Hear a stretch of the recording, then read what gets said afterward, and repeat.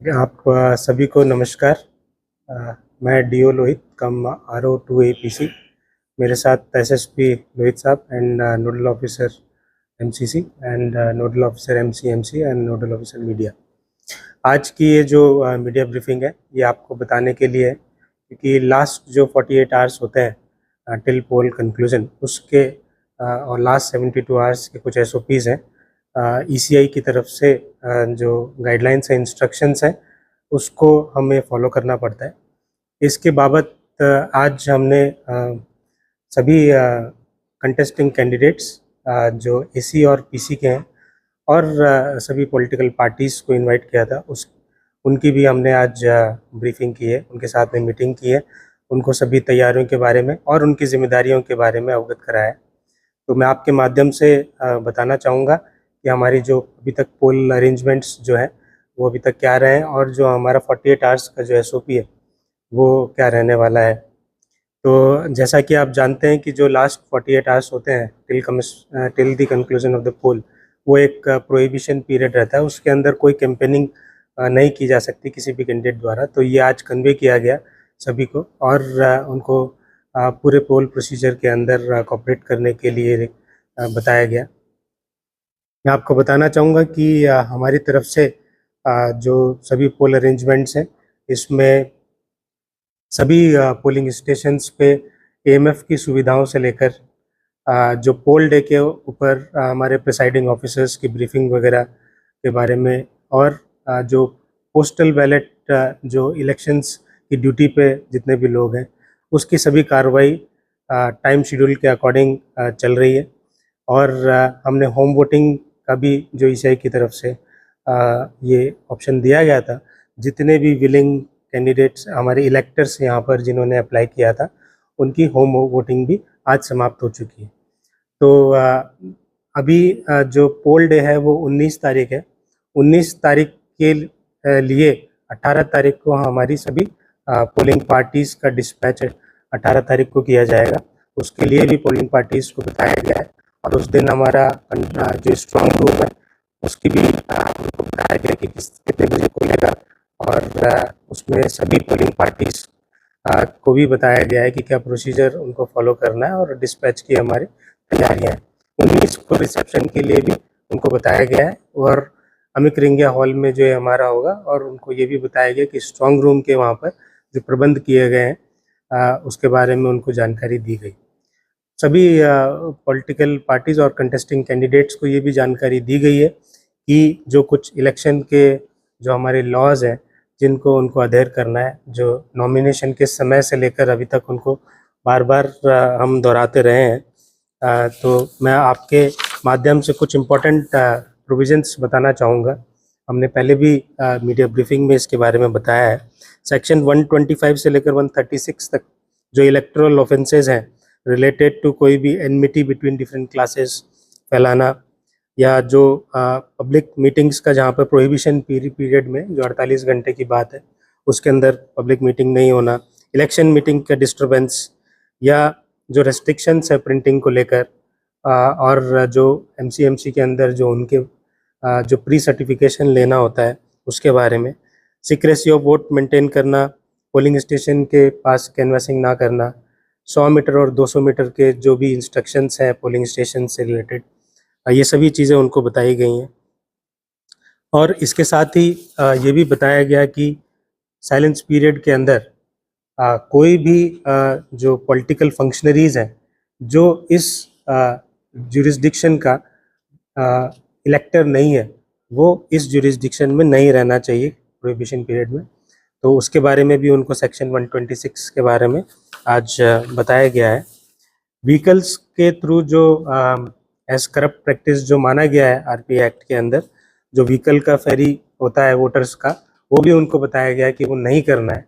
और हमने हमारे सेक्टर मजिस्ट्रेट, जोनल मजिस्ट्रेट्स और सभी प्रिसाइडिंग ऑफिसर और पोलिंग पार्टीज़ को ये बताया गया है कि जितने भी ये कानून में जो अवैध जिसको माना गया है, करप्ट प्रैक्टिसेस माना गया है, उसकी जानकारी उनको क्लियर बता दी गई है। ये सभी जो कानून है उनकी एक कॉपीज़ उनको हम ऑलरेडी दे चुके हैं, MCC की गाइडलाइन की कॉपी हम उनको दे चुके हैं।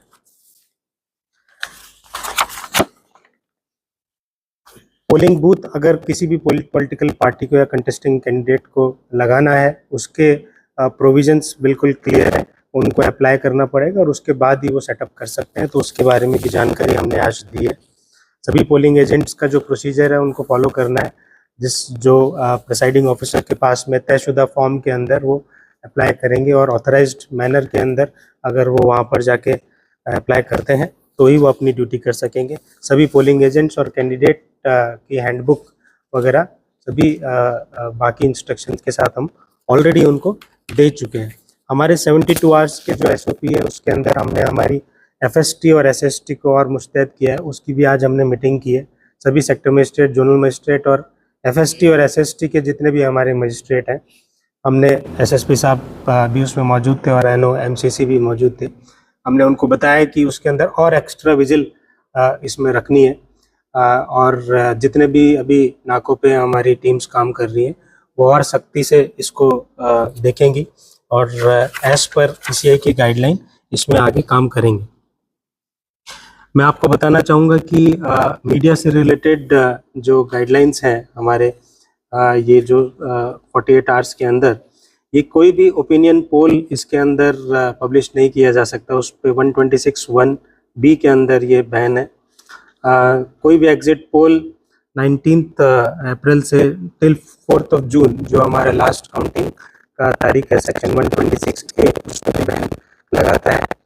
और कुछ ऑर्डर्स यहाँ से हमारे ऑफिस से हमने जारी किए हैं ऑलरेडी, जिसके अंदर आर्म्स के ऊपर प्रोहिबिशंस और लिकर के ऊपर प्रोहिबिशन, ड्राई डेज जो हमने ऑलरेडी डिक्लेयर किए हुए हैं, वो सभी को मैं आपके माध्यम से बताना चाहूँगा कि उसको फुल एनफोर्स किया जाएगा और सभी से मैं निवेदन करूँगा कि उनको कंप्लायंस करें और फॉलो करें।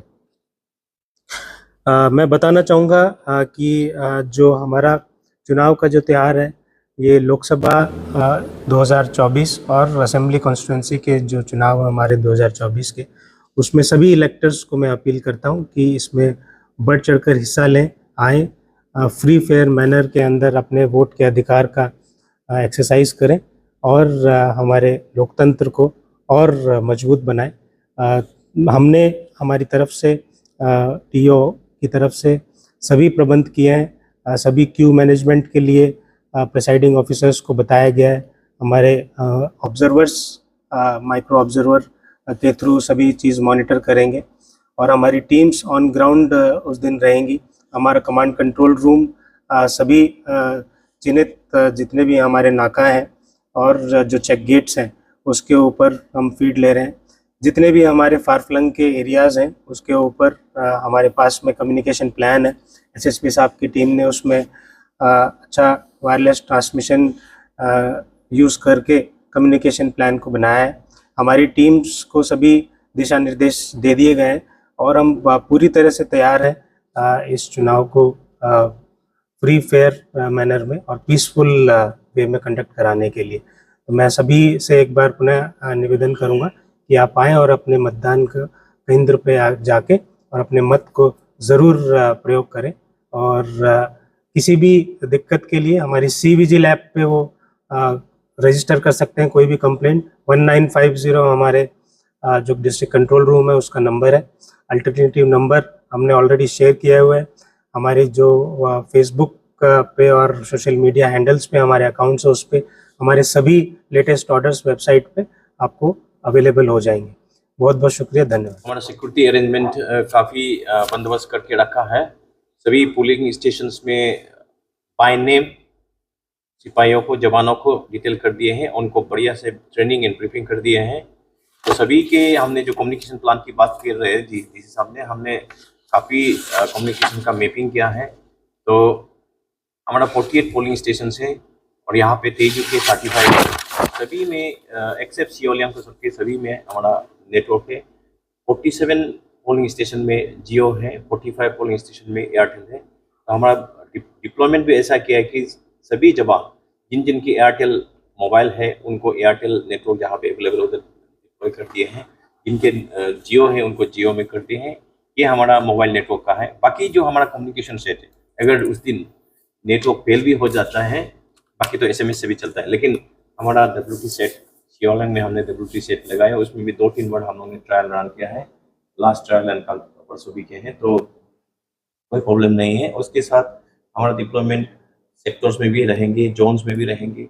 उसके बाद हमारा जो स्ट्राइकिंग रिजर्व्स है, सुनपुरा में रहेंगे, यहाँ भी रहेंगे। तो सभी इलेक्टोरल्स जितने भी हैं वोटर्स हैं, उनको हमारा तरफ से रिक्वेस्ट है कि आप बेफिक्र एकदम फियरलेसली आप वोट देने आइएगा, किसी को डरना नहीं है। आप बस वर्ल्ड का लार्जेस्ट डेमोक्रेसी में पार्टिसिपेट कीजिए, प्राउडली पार्टिसिपेट कीजिए। हमने भी पार्टिसिपेट किया, हमने भी वोट किए हैं, तो सब लोग आके वोट कीजिए। Thank you.